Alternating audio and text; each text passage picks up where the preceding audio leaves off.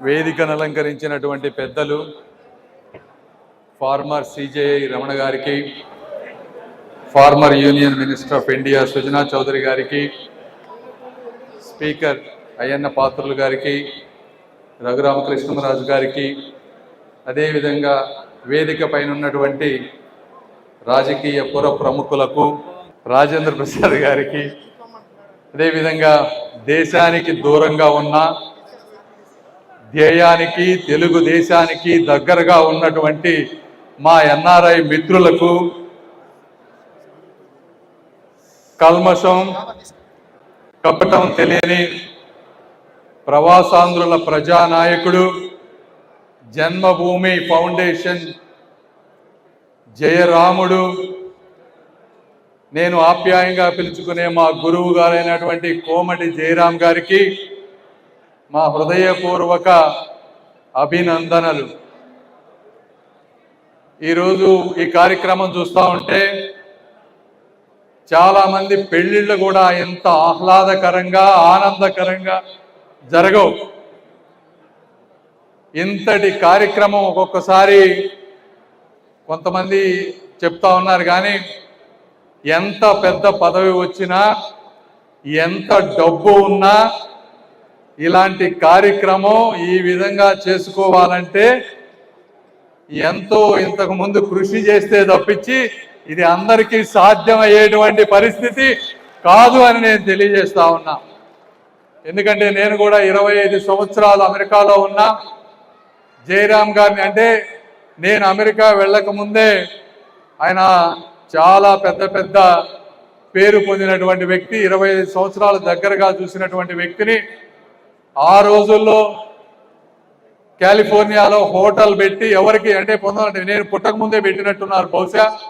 ఆ రోజుల్లో హోటల్ పెట్టి ఇండియా నుంచి ఎవరు అమెరికా వెళ్ళినా కూడా ఆగే గమ్యస్థానాన్ని వారి ప్రాంతంగా తయారు చేసి తెలుగు వారి ఐక్యత కోసం తానాన్ని ముందుకు తీసుకువెళ్ళి ఎన్నో మంచి కార్యక్రమాలు చేశారు.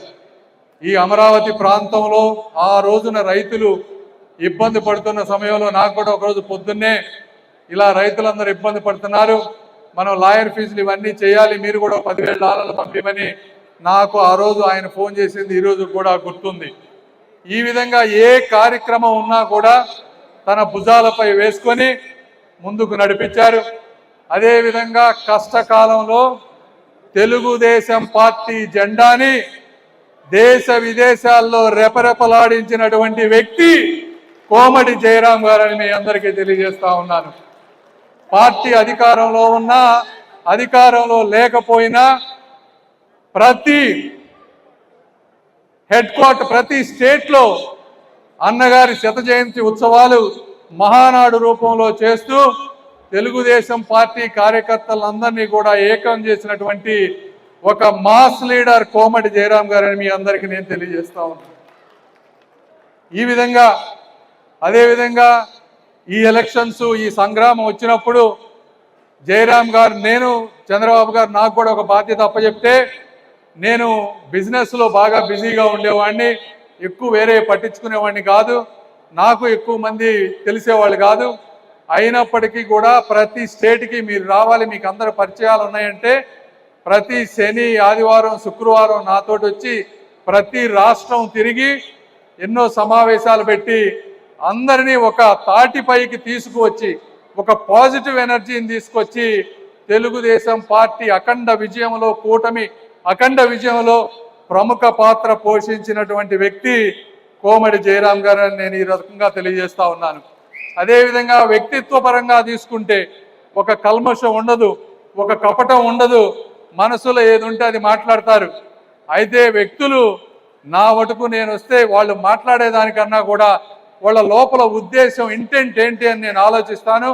ఆయన ఉద్దేశం ఒక చిన్న పిల్లవాడు ఏ విధమైనటువంటి మనస్తత్వం ఉంటుందో అలాంటి మనస్తత్వమే తప్పించి ఆయనకి ఎప్పుడు కూడా ఎదుటి వాళ్ళని ఇబ్బంది పెట్టేటువంటి మనస్తత్వం లేనటువంటి వ్యక్తి, నాకు అత్యంత ఇష్టమైనటువంటి వ్యక్తి. నేను చాలా సభలకు వెళ్ళాను ఇలా చైర్మన్లకు కానీ ఈరోజు వచ్చినట్టు ఈ సభకు వచ్చినందుకు నాకు అన్నిటికంటే కూడా ఆనందంగా ఉందని కూడా నేను సభాముఖంగా తెలియజేసుకుంటా ఉన్నాను. అదేవిధంగా ఇప్పుడు ఈ రోజున అమెరికా నుంచి చాలామంది ఎన్ఆర్ఐలు వచ్చారు. వీరందరి గురించి కూడా నేను మాట్లాడాలి. ఎన్ఆర్ఐలు అనేవాళ్ళు అంటే అమెరికాలో కంప్యూటర్ కీబోర్డు పట్టుకుంటారు. నా రాష్ట్రానికి కానీ నా తెలుగు ప్రజలకు కానీ సమస్య ఉంది అంటే జెండా కర్ర కూడా పట్టుకునే వాళ్ళు ఎన్ఆర్ఐలు ఇక్కడ ఉన్నారని నేను మీ అందరికీ నేను తెలియజేస్తా ఉన్నా. అదేవిధంగా అవసరమైతే ఇలా సూట్ వేసుకుంటారు.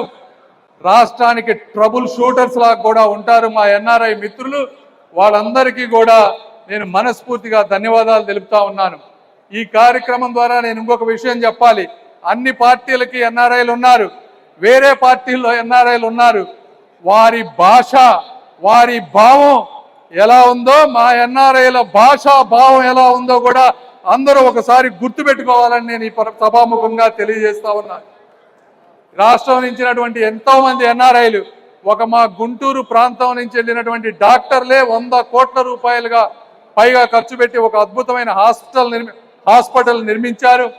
ఇలాంటి ఎన్ఆర్ఐలందరినీ రిప్రజెంట్ చేసే విధంగా వారికి సముచిత గౌరవ స్థానం ఇచ్చినటువంటి గౌరవ ముఖ్యమంత్రి శ్రీ నారా చంద్రబాబు నాయుడు గారికి, అదేవిధంగా లోకేష్ గారికి మనస్ఫూర్తిగా ధన్యవాదాలు తెలుపుకుంటూ మరొక్కసారి సప్త సముద్రాల అవతల ఉన్నా కూడా రాష్ట్ర సంక్షేమం కోసం సైనికులుగా పనిచేసే మా ఎన్ఆర్ఐ మిత్రులందరికీ ధన్యవాదాలు తెలుపుకుంటూ సెలవు తీసుకుంటా ఉన్నాను. జై తెలుగుదేశం.